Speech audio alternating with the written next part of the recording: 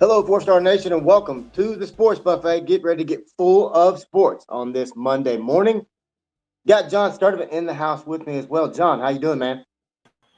What a fabulous Monday. What a great weekend. I can't wait to break it all down with you on the Sports Buffet.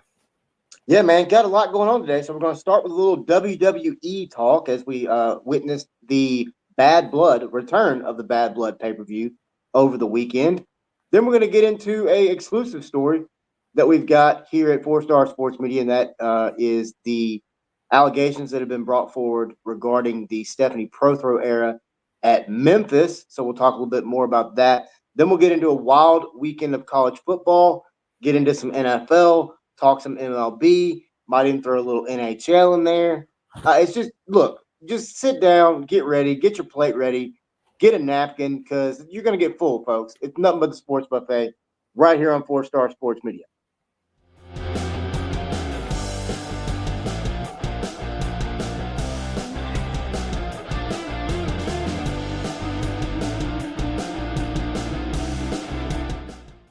All right, John, let's get into it, man. So we saw a very, all right. Well, let me start by asking you this, John. Did you get a chance to sit down and watch Bad Blood? I watched half of it. Yes. Oh, okay, that counts. That counts. Or did you watch the first half, the second half? First half. Okay, first half. All right. So we would see an incredible card, actually. So obviously, we had the Hell in a Cell matchup between CM Punk and Drew McIntyre, which would start the premium live event, aka pay per view. Incredible match between those two. Hopefully, I think this is the end. I think this was the final match. I really don't see them two going any further, but we see CM Punk get the win. He beat the living breaks off him with a toolbox in the face, which was a callback to the Bret Hart Stone Cold Steve Austin submission match in 1997. In case you had forgotten about that. Um, but yeah, I mean, really, really good stuff. Um, I mean, I think when you look at CM Punk right now, I think he had to win that match. I think you needed him to win that match. But when it comes to Drew McIntyre, John, I mean, I think it's time for fans to quote unquote give him his flowers. I mean, think about it. He turned CM Punk's injury into storyline, which kind of created this entire very, very deep rivalry between these two guys. Yeah, let me first say I wish it wasn't the end of it. I kind of wish maybe there was one more match, but I think I definitely understand now the reason behind it as well because they went out want to start something different. And who knows, there might be a three-way in the future between CM Punk, uh, Drew McIntyre, maybe somebody else that's bigger, a bigger name out there as well going forward as well. Maybe there'll be a storyline regarding that in the future as well. But overall, first match, I guess you can say a lot of people are like, why are we starting off with this? But again, you kind of do need what they call it bad blood for a reason, right? So you definitely need a lot of blood in the first match, and it definitely showed. For crying out loud, Drew McIntyre's got like what 8 staples in his head right now. By that, so going forward, I'd love to see another match, but I definitely see the reason behind it. But credit Drew McIntyre just over the last couple of months. The storylines have been great from top to bottom with Triple H, Adam Pearce, and others. But credit the whole WWE for doing a great job on Bad Blood. Yeah, I mean the second match of the night, which I thought was a great match between Bailey, aka Pamela, that's her real name, or as the kids say today, that's her government name. Pamela Paley, sorry, and Nia Jax. We would see this incredible saga of Tiffany Stratton and is she going to cash in her Money in the Bank briefcase continue this week. We would see all the competitors knocked out, including the referee. Tiffy Time's music would hit. She would hit the ring. We would see Nia Jax sit up like the Undertaker. I've never seen Nia Jax do that since she's been at WWE. It was a literal Undertaker sit up, and she snapped that head over and looked at her. I almost wonder if it was a paying honor to the Undertaker, honestly, John. But she caught her in a way, I guess. But that storyline is going to be really, really fun to watch. We see Nia Jax end up getting the win. But yeah, I really, really think. And I don't know if you noticed it, but Michael Cole would make this statement. This has been a Mets style thrashing of Nia. That's a little shot to the Phillies and Mets there.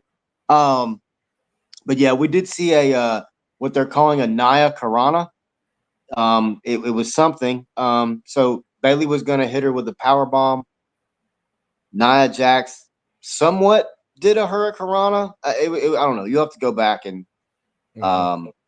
and look. But and they say that the ref bump was unintentional. And if so, if it was really unintentional, then that was absolutely hilarious how that happened. We would see Damian Priest get a big win over Finn Balor.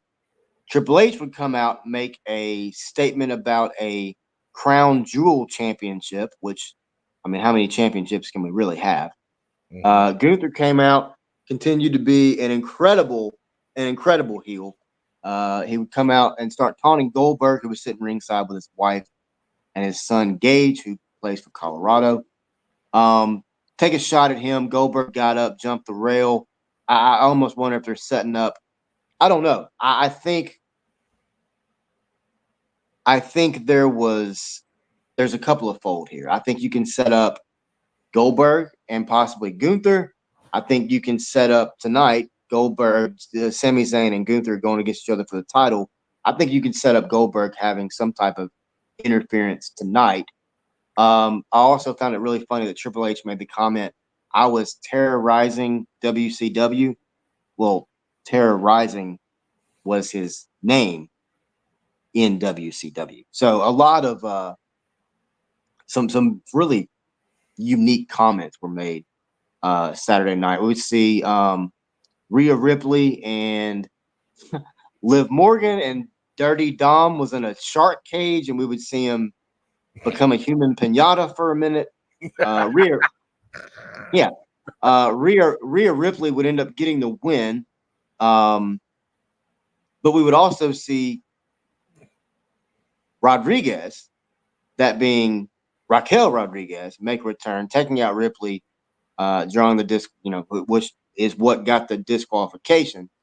I think that it was kind of overbooked at the end, to be honest with you, John.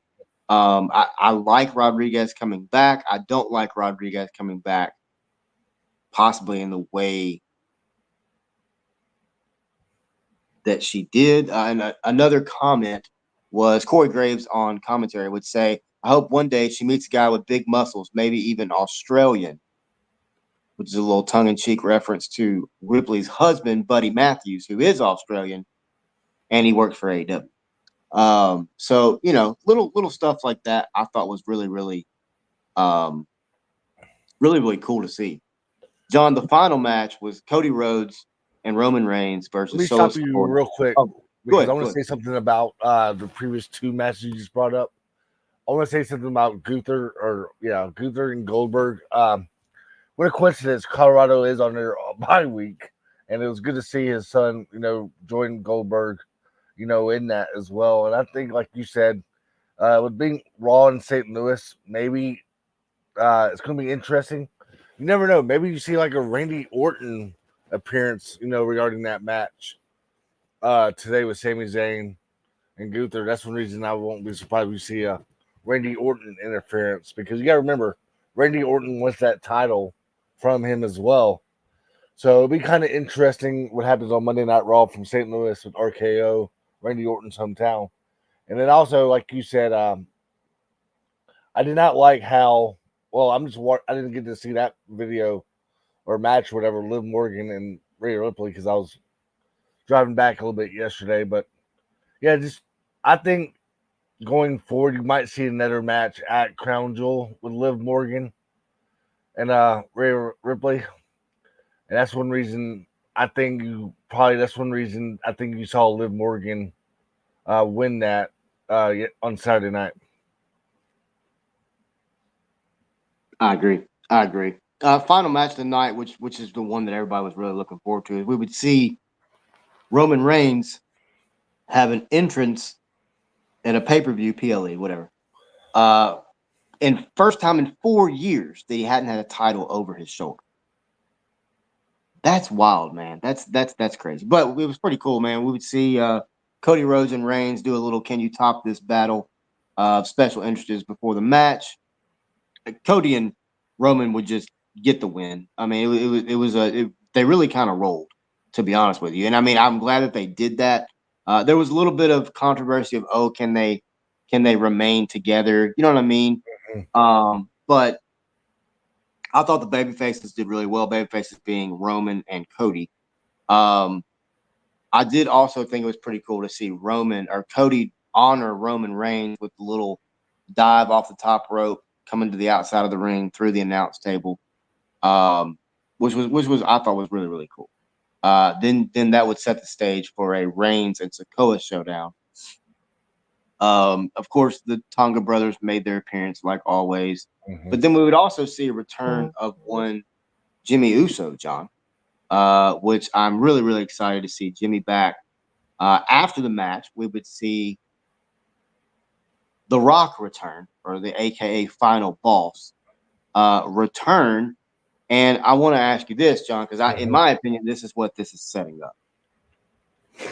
You've got Jimmy came back, right? So I think the Usos will come back together. I think it'll be the Usos, Roman Reigns, Cody Rhodes, and I think Sami Zayn. And the reason I say that is this: we would see after Bad Blood, Kevin Owens attack Cody Rhodes out in the parking lot. Very, very, very, very work style, by the way. I think now Sammy's going to have to turn around and choose between Kevin and Cody. And I think that he chooses Cody, Roman, and the two guys that stood up for him originally in the bloodline, which was the Usos. I think that sets up War Games, which is the Survivor Series, and I think that's old OTC versus new boss, which I think is going to be a lot of fun. I think it'll be The Rock leading the new generation bloodline, and then it'll be Roman with a newly formed version of their bloodline. What's your thoughts on that quickly? Man, you just stole my generation part of it, but yeah. First of all, like you said, Jimmy Uso coming back, it was just a matter of time when he was going to come back and see Roman again back in the ring. Yeah, I think you made a great point. Especially what happened after Bad Blood with Kevin Owens attacking Cody. So I think you made a great point. It definitely does set up for the future regarding that. So they call it a family for a reason. And like, I don't know if you saw it or not, but there was a clip out there yesterday as well that Sikoa did say that was part of the plan to get The Rock out there. You know, he whispered it over to Jimmy, I think it was, in the stands or whatever, Saturday night. So that's why I think it does all set up a match, like a tag team match or something like that down the road. Could very well be. Could very well be, man. I thought it was a really good pay-per-view, and I'm looking forward to seeing what happens tonight on Monday Night Raw. All right, John, let's jump over to topic number 2. Yeah, and that is Memphis Softball under Stephanie Prothro. Of course, if you've been paying any attention to our coverage over the last few weeks, few months, whatever, we talked to Stephanie Prothro June 5th. Let me just start at the beginning. Technically speaking, we spoke to Stephanie Prothro in December of 2022, whatever it was when she was hired. Anyway, we talked to her June 5th. On June 5th, during that interview, we spoke about the College World Series, spoke a little bit about the Florida Gators, as a matter of fact. She stated in that interview that she was looking forward to the Memphis Softball next season. She was looking forward to getting back to work. And if you look at her, and I understand coaches are not going to play their cards, right? I get it. 12 days later, we reported through sources that she had taken the pitching coach position at the University of Florida. Mm-hmm. I went on air last night. We have an article out right now at 4star.live. It's an exclusive article. We had allegations brought forward through former players and others. Mm-hmm. Allegations of lack of concern for injury, lack of concern for mental health, Mm-hmm. lack of concern for players, lack of concern for the program, in all honesty. Like I said last night, man, she was 14-87 at Memphis. That's a 139 winning clip, 3-42 in the American. Mm-hmm. Based on everything that we've been told, we see why. It's because it was a toxic environment for everyone involved. John, I mean, I know we don't want to get into specifics or anything like that, but just give me just a general thought of. I mean, once you saw this start coming out with us, what's your thoughts on it?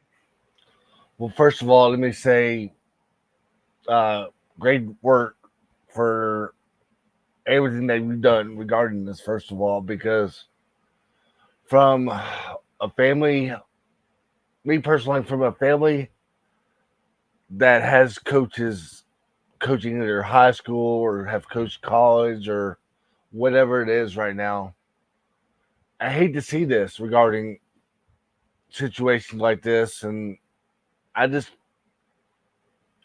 it makes me sad because I got family that are coaches, in general, and I don't know, have no words regarding it. But let me just say this: yeah, I might not have been on that call with you back in June because I was out of town and whatnot. But if you remember going back, and you were, I believe, live on that version in June because you really wanted um, fans to hear the future of going forward, with Memphis softball. You did like a Tigers Den episode. So, long story short, when she talks about the future of the program and the deep down in my gut feeling, I'm gonna be honest with you. I'm gonna be totally honest to our fans, to our listeners, and everything like that. From a person that actually listened to that interview that you did back in June, she did not seem interested in talking about the future of Memphis softball. The reason I'm bringing that up is because you. I'm going to say this. It got her off track when you brought up a little bit about Memphis softball. She said, "Oh, okay, like that type of stuff," That was actually you actually it's a great point because you took the words out of my mouth, and I mentioned it last night during the live. Right. Going back, I mean, not long after that interview took place, the wheels started turning for me because obviously you're the head coach of the softball team. Why would I not start with your softball team? Well, let me and say then this. move toward the College World Series? But when I say, all right, coach, let's start with Memphis softball. Oh, yeah, that what? That threw me way off. And I mean, now, obviously hindsight's 2020, right? Mm-hmm. But it makes sense. I mean, it checks out, or whatever the kids saying today. Go ahead. I'm going to be honest with you. This is my opinion. Everybody's got their own opinions on this. This is my honest opinion. I don't know. I don't remember if she was off camera with you, if I'm not mistaken, as well. For one thing, and two, this is my gut feeling. I'm gonna be totally honest with fans regarding this. This is my gut feeling, my honest opinion. But if she was in Memphis doing this interview with you, more power to her. But I think deep down she was in Oklahoma City doing this interview with you from her hotel room or somewhere in sight. Maybe like how media's got their own NCAA hospitality room during college softball games, whatnot. And she might have been interviewing for that Florida job before your interview even started with her. That's just my gut feeling, Wes. And I'll be honest with you, I told you this off camera numerous times. Do not be surprised that that happened. Because deep down, it got her off track for one thing regarding you talking about Memphis softball. Two, she was spoke so highly on that Florida softball program on that College World Series talk that you did with her.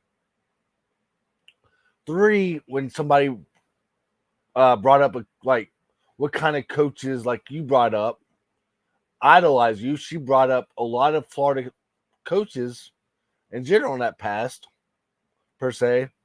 And then again, she did bring up, Coach. Don't get me wrong, she came from Alabama softball, with the pitching coach in Alabama.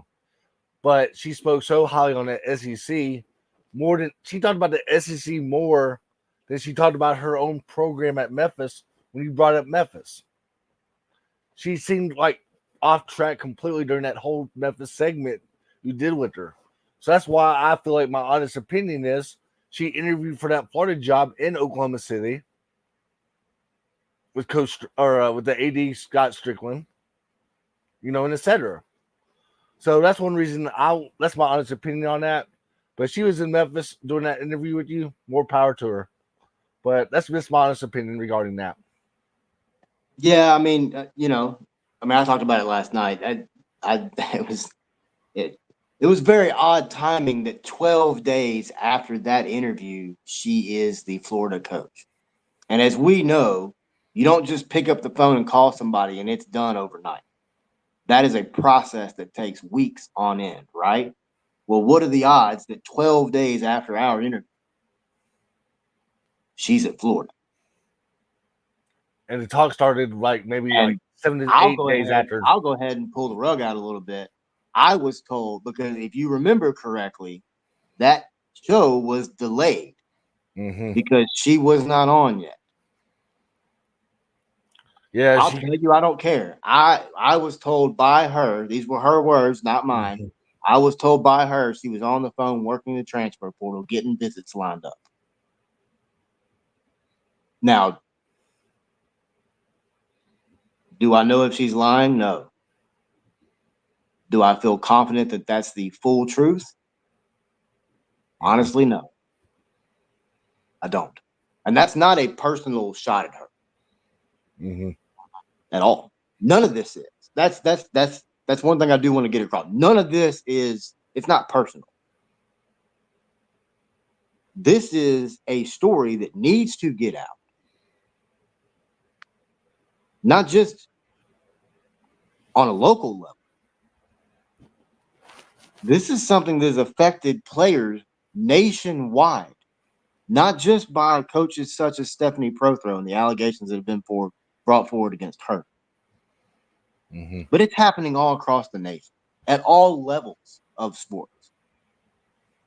Drew Kaiser reshared our post today and made the statement, I've been through this and it sucks. Once again, not my words, that was Drew.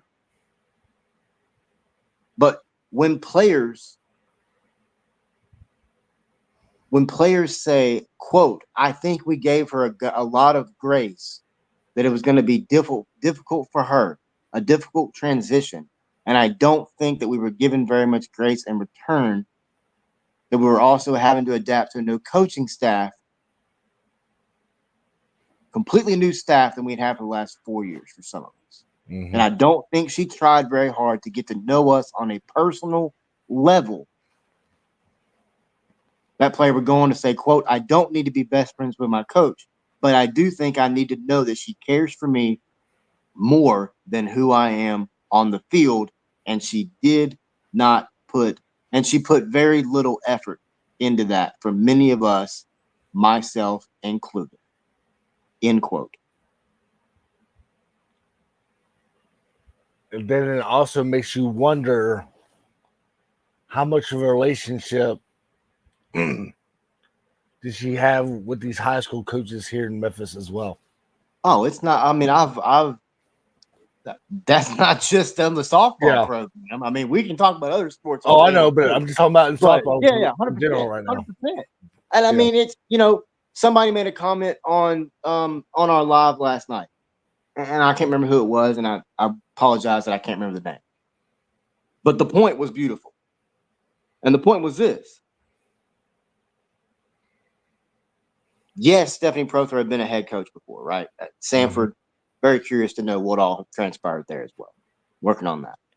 Like I said, this is a developing story. We're steadily working sources. We're steadily working people. We're steadily working to get more information because this is just the tip of the iceberg. I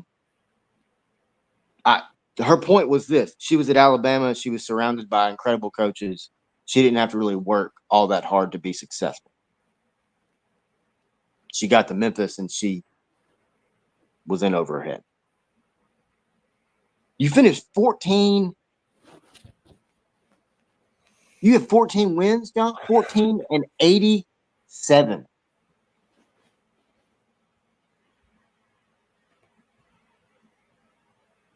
No But excuse. the saddest part about all of this is that it was allowed to happen and that the players were too scared to speak up. I'm not saying it's sad that they didn't speak up. Not what I'm saying. Don't take my words out of context. I'm saying it's sad that this coach had these players so scared that they couldn't even speak about it.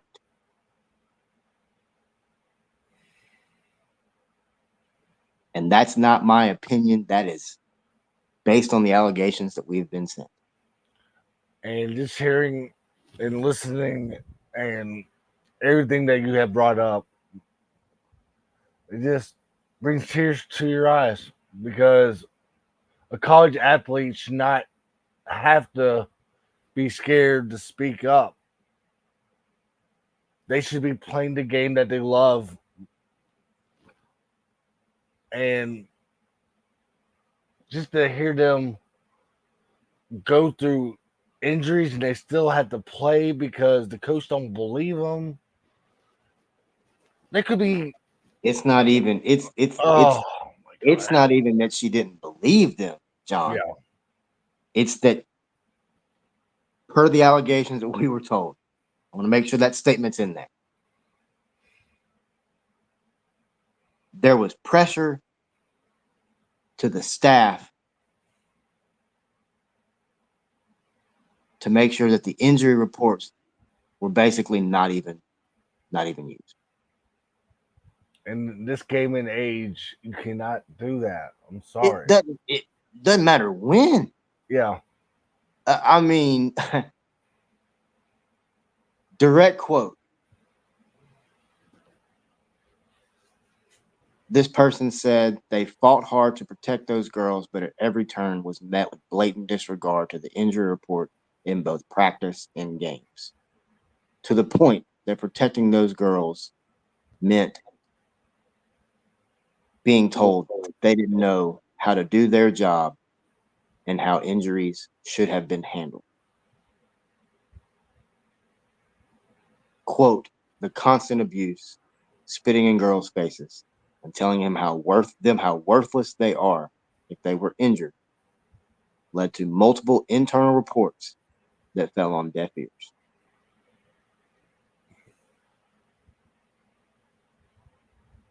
This source would go on to say, our piece was validation for staff that fought the whole way.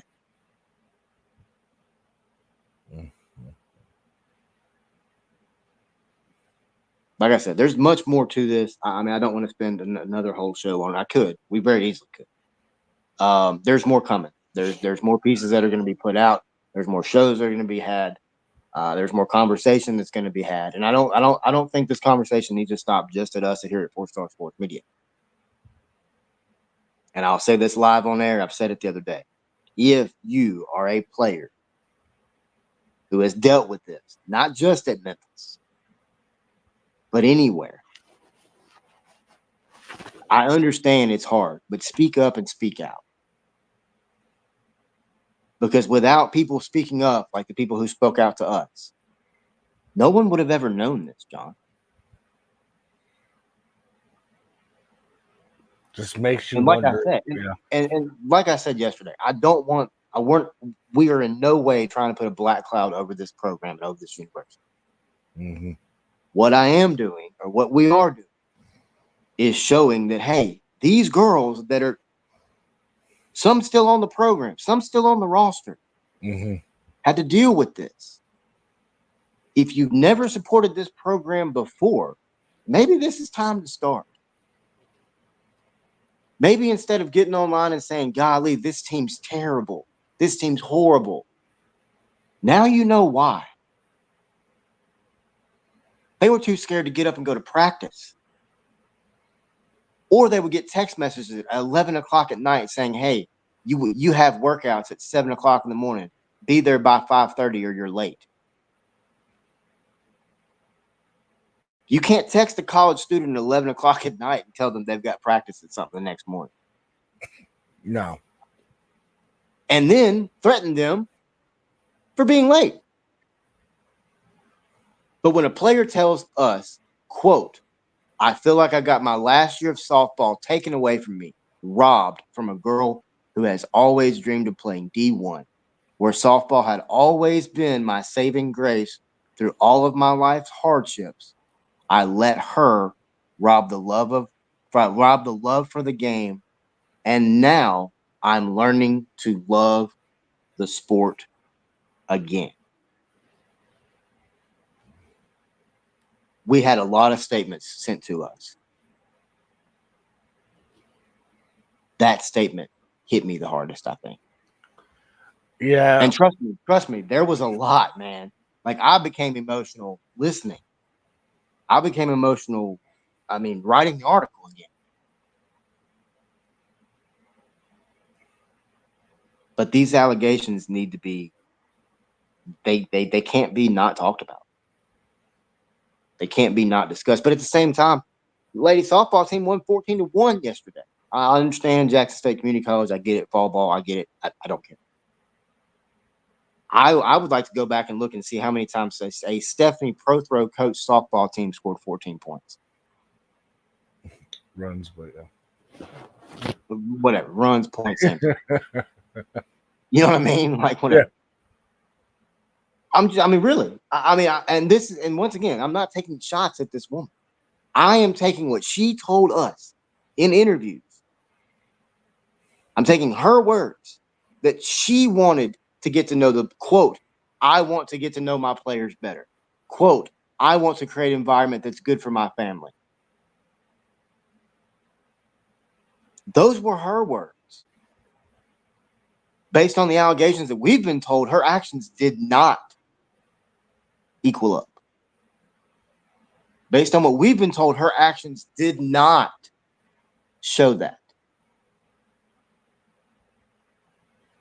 Like I said, man, a lot more to come on this, John. A lot more to come on it. We appreciate everybody watching and listening. Look, head over to 4star.live.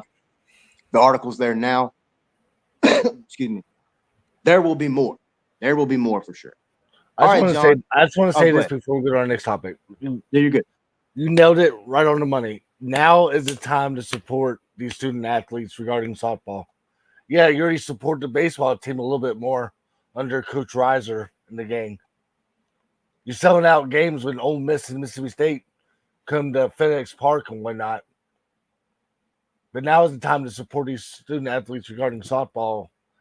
Especially, it's a new generation now. The American Conference is better in softball than it's ever been. So definitely now is the time to come out and watch these Lady Tigers in softball, whether it's fall season or sometime in the spring as well. And heck, you can't beat free price of admission on games in general in softball these days as well. So there's no reason for you to go. Like, for example, in years past, the Lady Tigers usually have 2 weekends out of the month of March and April where they host a tournament when some big teams come to Memphis in general.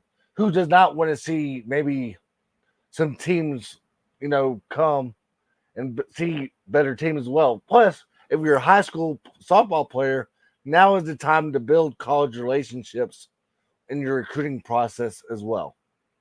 So now is the definitely time. Like even if your parents can help you out by talking to coach and say, hey, coach, when is your next camp per se for my daughter to come out and maybe just showcase her talents, and whatnot. So now is the time to support these Lady Tiger softball players in general. Yeah, 100%. And you know what? The good thing is that based on what we've been told, this team didn't have to earn a locker room. They didn't have to earn logos on uniforms or anything. So it's a positive already, and they're scoring 14 runs. I understand they played Jackson State Community College. Do not come at me. I promise you. Don't do it. It's a positive light on a program that has gone through pure hell. That's what this is. It's a positive light on a program that's gone through pure hell. But all right, man, let's jump over to a much more positive topic, and that's college football, because we had a wild weekend over the weekend. We talked about it a little bit last night, yesterday. By the way, head over to 4star.live. You can listen to the recap show with Blake Hogue and Jonathan Stredevant, along with myself, last night.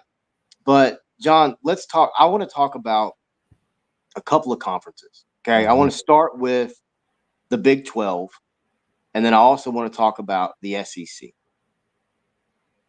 So when it comes to the Big 12, I think this is really something that we need to possibly even take a deeper look into, and that is, how deep is this conference? We talked about it a few weeks ago, right? From top to bottom, this conference had a lot of depth. But how deep are they? And that's really what I wanted to talk about a little bit today, is just how deep are they? Well, let's go look at it, right? You've got TCU was playing pretty well. Houston just beat them. Baylor's not playing good at all. Oklahoma State was playing really well. West Virginia just beat them. Kansas was playing pretty decent. Arizona State beat them. You know what I mean? Central Florida was playing pretty good. Colorado beat them. Then they walked in and got beat by a lowly, just begging for a win, Florida football team. I mean, what do you think of this Big 12 conference, John? First of all, I'd love to find out who actually had Texas Tech and BYU right now in the Big 12 championship game and put money on that FanDuel account or Caesar's account or whatever you want to call it. From top to bottom right now, Texas Tech and BYU are dominating the Big 12. And they're doing it pretty well. Their offense is clicking on all cylinders. So when was the last time you saw Texas Tech 5-1, 3-0 in the Big 12? Cliff Kingsbury era? So yeah, I mean, Mike Leach, maybe, yeah, Leach had him rolling there for a while too. I mean, and that was a coach that some people were talking about possibly could be on the hot seat. Yeah. So credit when his credit is due. Texas Tech and BYU by dominating right now. I know Texas Tech had to come back and beat Arizona the other day, but looking at the race, like you brought up, huge win for West Virginia over Oklahoma State. We brought that up yesterday. Matt Campbell, to be honest with you, let me say this. I know Arkansas beat Tennessee this past Saturday. If Sam Pittman is still on this hot seat that Arkansas fans are saying still, and Arkansas does let go of Sam Pittman, I would love Matt Campbell in Fayetteville coaching Arkansas in general. Because Iowa State right now, 5-0, 2-0 in the league. Colorado, Dion and company, 4-1, 2-0 in the league. Hey, Colorado still can make some noise. And then I still think a dark horse to win this Big 12 could very well be Kansas State. I could very well see a Kansas State, Texas Tech Big 12 championship game in Dallas. Yeah, I agree. I think Texas Tech, or I'm sorry, I think Kansas State and Texas Tech both are both teams you got to watch. And I mean, I'll snack on a little bit of crow when it comes to Colorado. Not I ain't gonna eat the whole thing yet, but I'll snack on Right. like a little nibble of a wing. Uh, they're sitting in third place in the Big 12 right now. You can't take anything else from them from that. They're sitting in third place. That's a fact. And Go ahead. and he's already won 4 games, so he's 4-1. So you gotta give him a little bit of credit and Shadir Sanders and Travis Hunter and company, because when you hold hostile environment down in Orlando, Mhm. and then you had that weather delay on top of that, when you hold a UCF offense to 21 points on defense, and as much as I do, I'm hoping the running game is a little bit back for Colorado, because Down Hayden is getting a little bit better after being injured, and whatnot. But it would definitely be interesting to see how this going forward for Colorado shapes out, because you got a 9:15 kickoff Central Time this Saturday against Kansas State. So that's a very fun game to watch. And then you get at Arizona. Yeah, you might lose that game because the game's at Arizona. But that Cincinnati game could very well decide if you're bowl eligible or not now in Boulder. Yeah, and that's a Cincinnati team that's playing some inspired football under Scott Satterfield in 2024.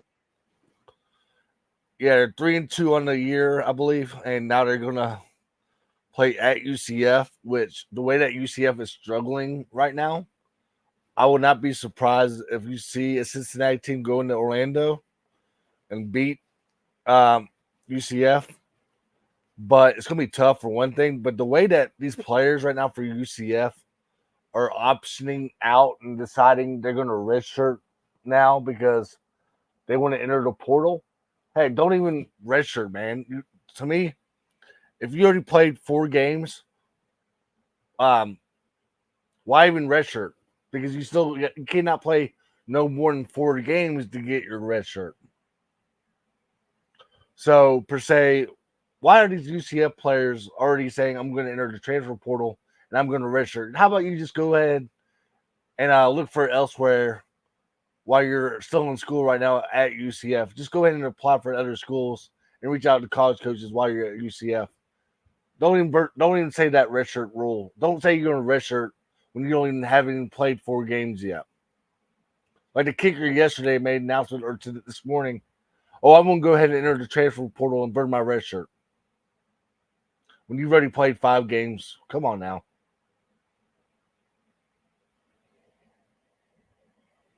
This is true. This is true. All right, man. Let's jump over to the SEC. I got a couple things I want to talk about with the SEC. First off, we know Arkansas got a big win. I made the statement last night. Mm-hmm. Fayetteville is special. Fayetteville not at night is magical. Mm-hmm. Well, maybe there was something in the lights. I don't know what happened. If you check my social media, you'll see what I'm talking about. The voice of the Alabama or the Alabama, the voice of the Arkansas Razorbacks, Chuck Barrett, on the radio, and I was listening to his radio call. Okay, so for example, I'm listening to Chuck Barrett's radio calls outside in the backyard, right? Not watching my TV. Okay, I heard Chuck Barrett tell me on the final play call that Nico rolled out and that Nico threw the ball to the end zone and that it was swatted down and that Arkansas won the game. Okay, can you start that again? Sorry. Sure, gladly. By the way, Tony Siracusa has also now made a post about this as well. So this is getting out a little bit, okay? Chuck Barrett on the radio call, and I know this because I was listening to the radio call at the end of this football game on Saturday night. I was outside, backyard of my house.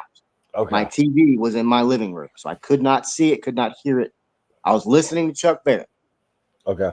Chuck Barrett on the final play call said, Nico rolls out, flushed, rolls out, throws to the end zone.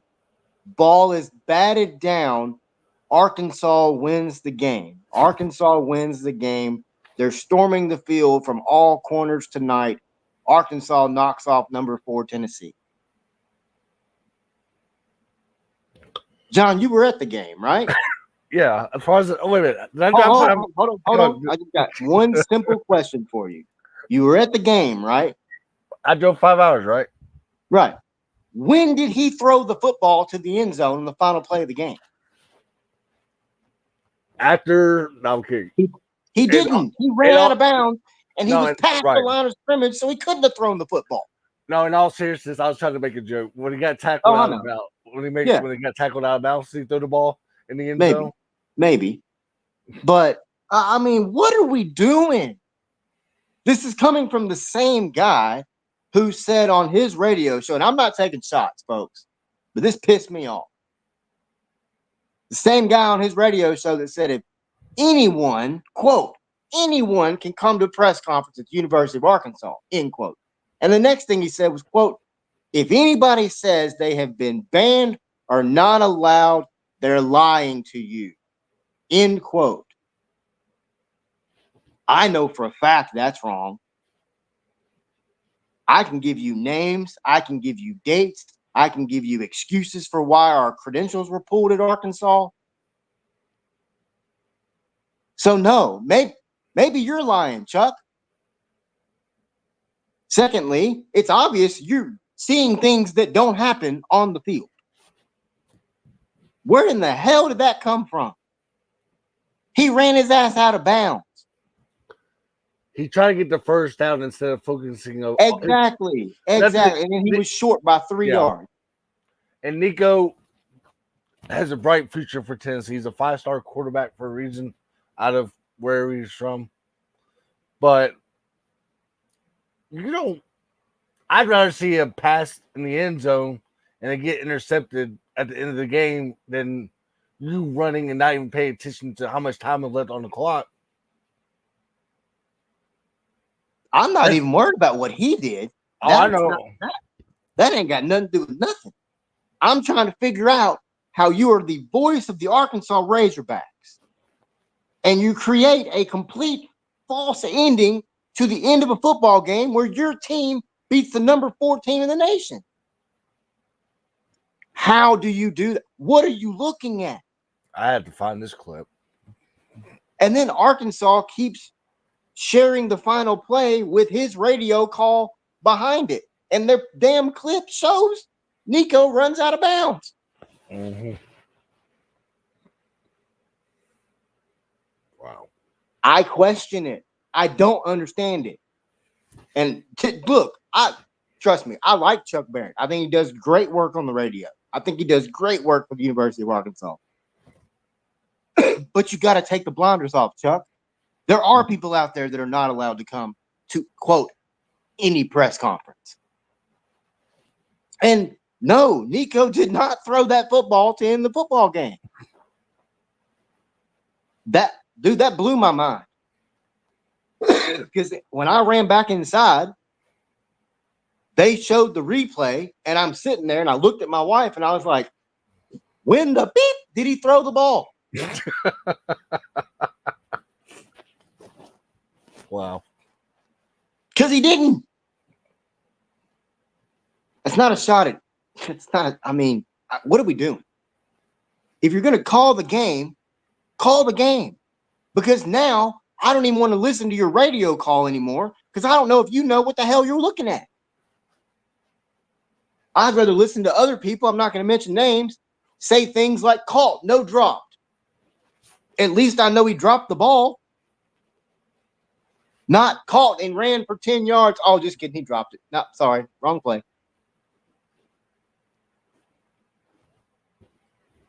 There's no excuse for that. And that's one reason, nothing against home team radio, listening to it on their home, I love listening to the opposition of the play-by-play in stadiums. Like, for example, if Memphis played at Tennessee, for example, I like to listen to, Dave Lotion is a Memphis guy, but I also like to listen to Bob Kesselman, for Tennessee as well. So I had rather had listened to Bob Kesselman. At least Bob Kesselman will straight up do the right stuff, in general. I thought Chuck did. Yeah. Now I don't know. Yeah. Let me look. Hang on. Yeah. And I mean, yeah, it's kind of a rant, but it's dumb. Like, what are you doing? I mean, it, like I said, man, it just didn't make any sense to me whatsoever. And it just, I mean, I'm throwing the flag on that one, man. Mm-hmm. And it ain't a red flag; it's a yellow flag. What is happening? And then the other thing is this: I want to talk about University of Alabama. I want to talk about number 13 by the name of Malachi Moore on their defense. Saturday, we would see Vanderbilt create history. And at the end of the game, we would see number 13 lose his shit on the field. Through his mouthpiece,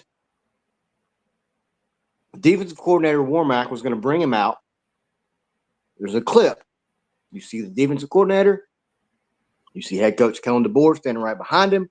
Both of them are waving the player off the field because they've sent someone in to replace him. He turns around and throws his hands at them and refuses to come off the field.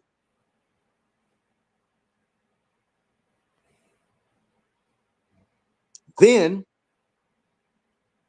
walks up, kicks the football that the referee just set down to set play. Now, keep in mind, this is the same player that earlier in this game took a cheap shot on the Vanderbilt quarterback. He got hit. Number 13, Malachi Moore, grabs him, slams his head into the ground.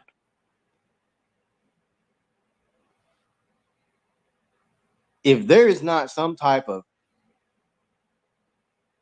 suspension for this kid, I don't care. I don't want to hear anything about who he's running stairs. I don't give a shit about that. If you don't do something to this kid. And then secondly, when it comes to Alabama, I had to listen to old big ear Paul Feinbaum yesterday say that, and I have big ears, so that's saying something. But I had to listen to Paul Feinbaum say, Nick Saban would have never lost that game. How do you know that, Paul? How do you know that? Because you know where Saban was? He was on College Game Day. And guess what? Nick Saban also learned that you got to watch what you say because folks will use it against you. Yeah, especially after that Vanderbilt comment. Nick did. Prime example right there. But yeah, first of all, let me say this. I didn't get to see the Vanderbilt Alabama game. Of course, I'm in the stands in Fayetteville. Wi-Fi was hit or miss, regarding Wi-Fi reception. So watching because Florida UCF played right before Vanderbilt and Alabama. I like to DVR tons of games, whatnot. So of course you record that hour extra of time just to be on the safe side because of shootouts like this or overtime, per se as well. So before we came on live, I got to watch the incident that happened that you were referring to.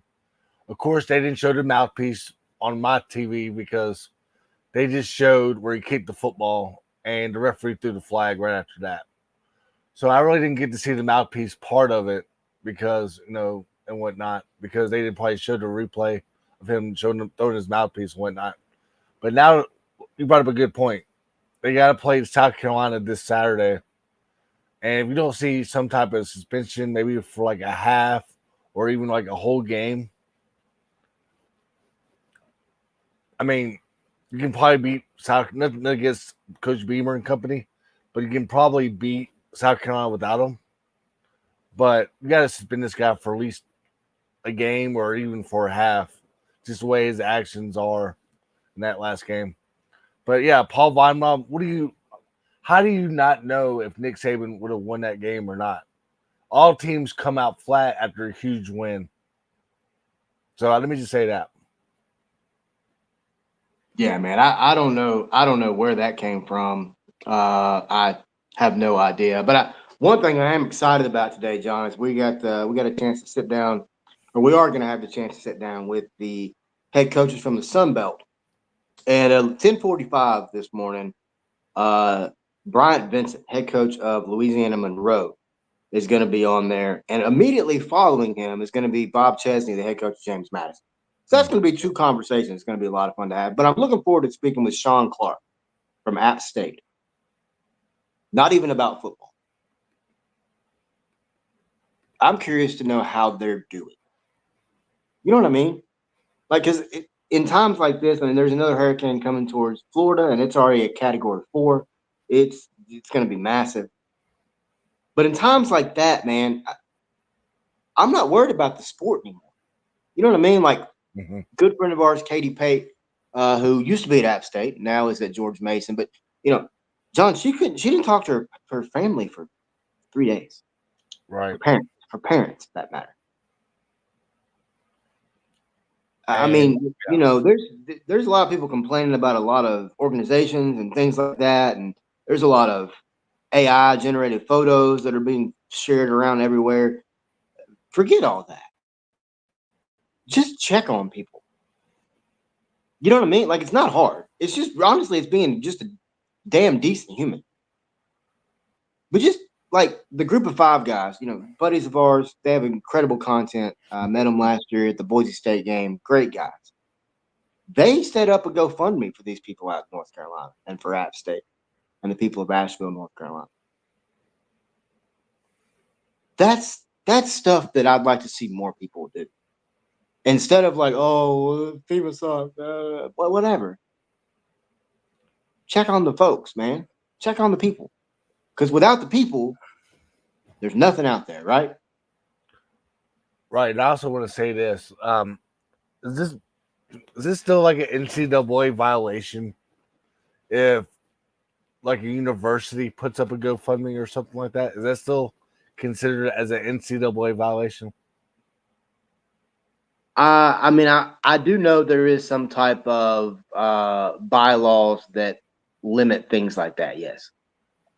That's when the NCAA needs to step in and say, hey, do the hurricane type stuff or even, you know, damages to people's housing and whatnot. There's bigger life than football right now regarding this. That's why I would not be surprised if later on today or sometime early tomorrow morning, when USF students evacuate campus for good for the next couple of days, looking at this over the last couple of hours after last night, I'm like, you know what? Yeah, Memphis fans, how about we moved the game to Memphis this week? Shut up with that nonsense. There's bigger life than football right now. People are looking at it. Raymond James is close to the water. I don't know how far, but they're talking about, like you said yesterday, 12 to 18, you know, surges. So there's definitely bigger life than football right now.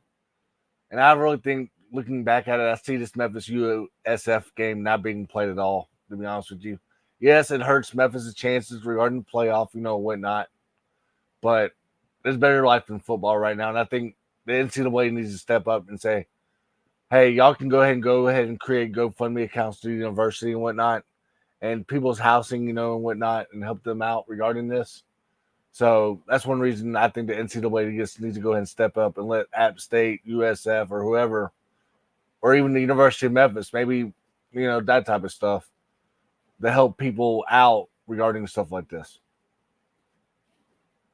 Oh, agreed, 100%. Hey, man, just got an email from the ACC. That's the Atlantic Coast Conference, folks. We got some game times and TV networks announced. We'll go ahead and talk about this as we close out college football, John. So right. Thursday, October 17th, Boston College at Virginia Tech will be at 7:30 Eastern time on ESPN. That game was previously announced. Man, that's a key game for both. Yep. Florida State at Duke will be the following night, Friday, October 18th, which has been previously announced, 7 p.m. on ESPN. That's Saturday, October 19th. Actually, it's my sister's birthday and my aunt's, by the way. Miami at Louisville will be at noon on ABC. Virginia at Clemson will be on at noon. These are all Eastern times, by the way. Noon on ACC Network. The previously announced, as we talked about last night, Wake Forest at UConn will be on noon. That'll be Wake Forest's third noon kickoff in a row. That's previously announced on CBS Sports.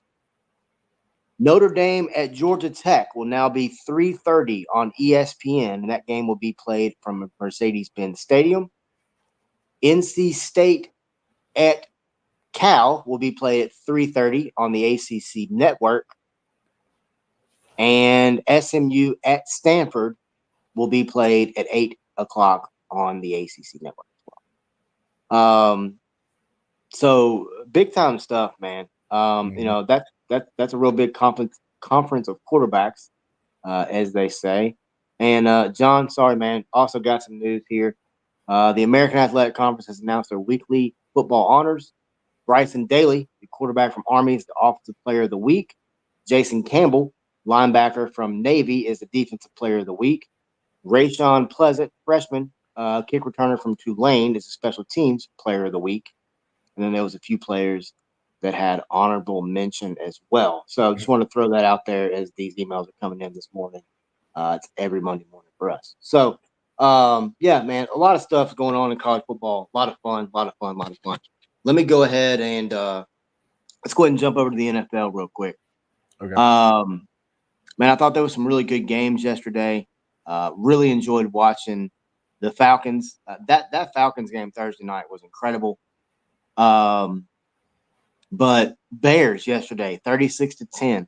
The freaking Commanders, dude. I am loving watching Cliff Kingsbury and those guys. That's been a lot of fun. Jaguars got a big win yesterday over the Colts.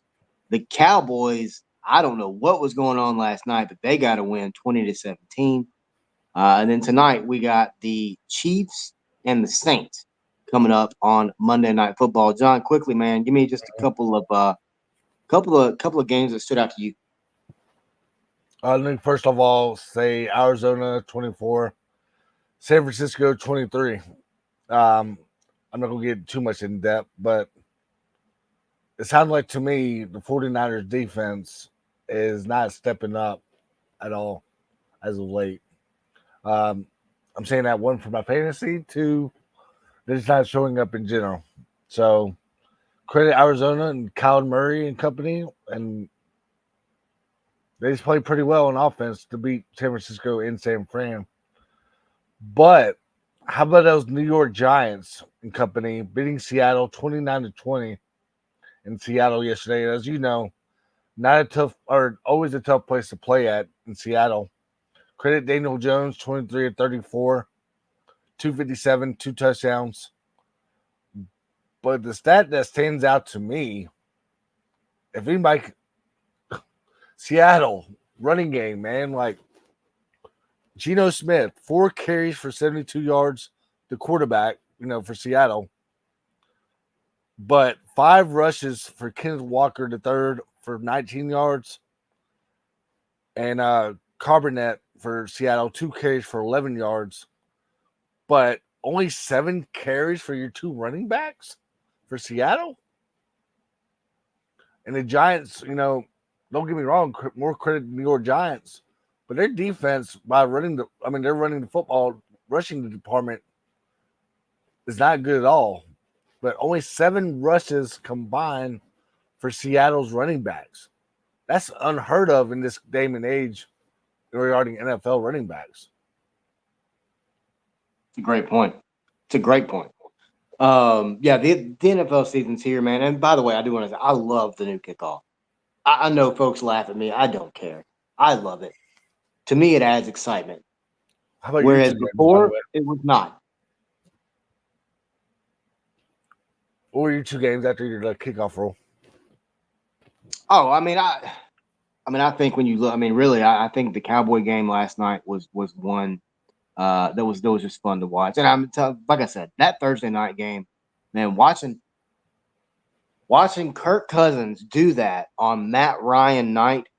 Oh yeah, magical, man. It's magical. All right, man. Let's jump over to MLB. That'd be the Major League Baseball, as we here at 4-Star Sports Media are all about covering some MLB. So we got playoff baseball going on.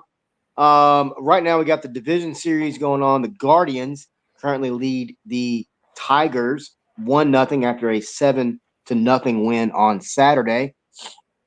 And then we would see the Yankees knock off the Royals 6-5 on Saturday. Then we would see the Mets win 6-2. And then we would follow that up with a 7-5 victory on Saturday for the Dodgers to take a 1-0 lead. Then last night, we would see the Phillies come back and tie it up 7 with a win, 7-6 win over the Mets. And we would see the Padres.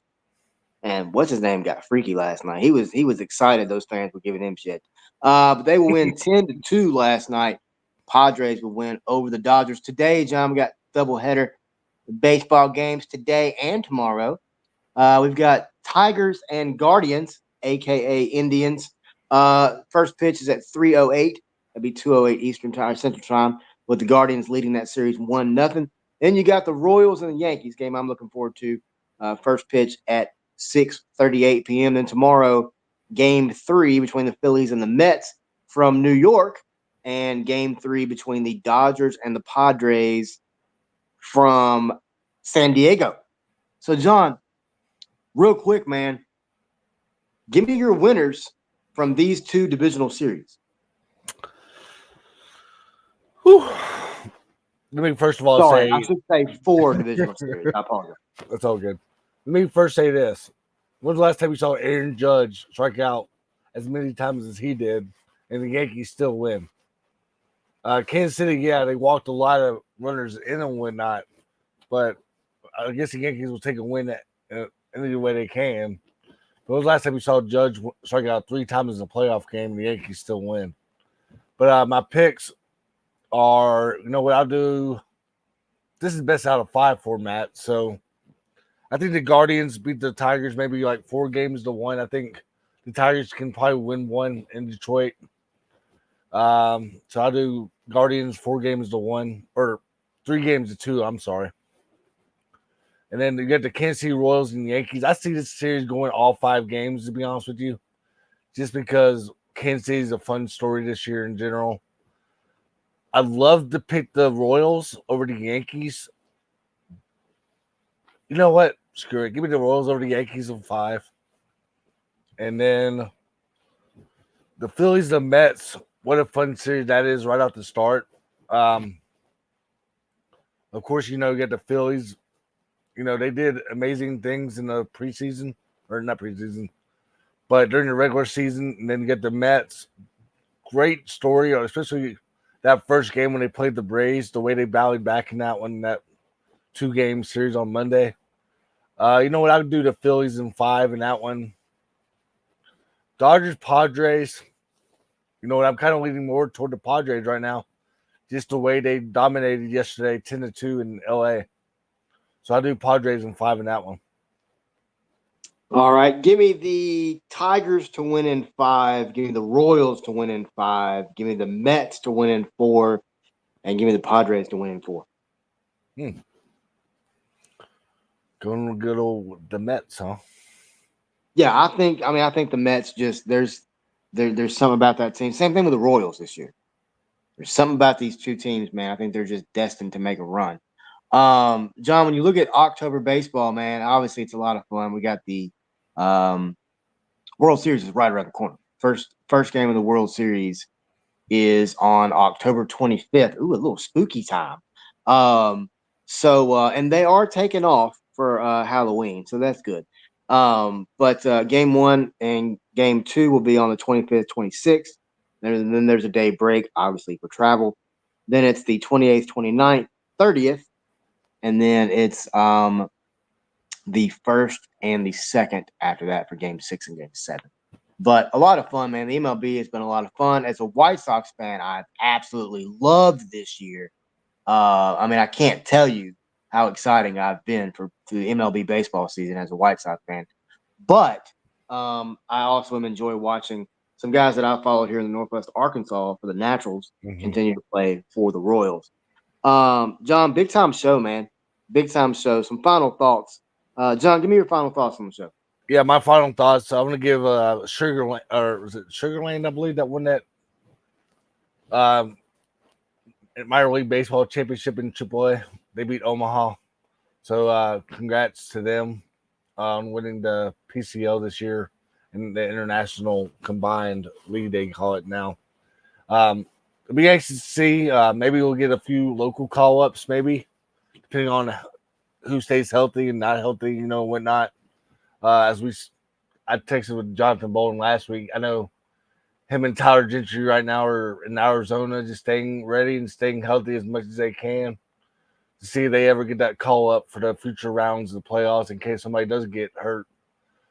So credit to Jonathan Bolden and Tyler Gentry on a great, phenomenal minor league season. Hopefully they'll get that call up hopefully soon.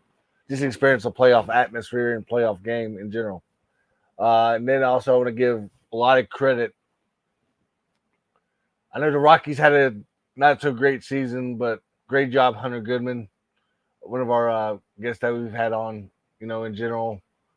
So credit Hunter Goodman on a great season. I know it doesn't make sense to me still why he did so well in some games, like went 3 for 4, and then next 2 games he sits and whatnot, and then next game he goes like 0 for 3. Yeah, but it kills momentum that way as well.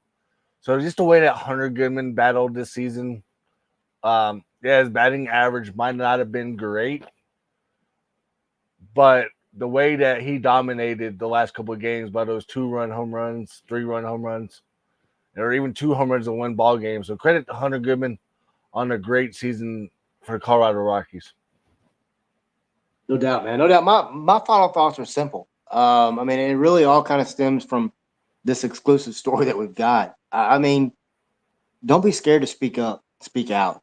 That's just all there is to it. I mean, there's nothing in life that anyone should feel that scared or that concerned or that worried that they can't speak up and speak out about some injustices happening around them. So if you've got some legit injustice happening, don't be scared to speak out. That's really my final thoughts. We'll be back. We'll be back Wednesday. We'll be back again Friday. We'll be back again Sunday for a little recap. John will be back on here in a little bit, talking inside the line.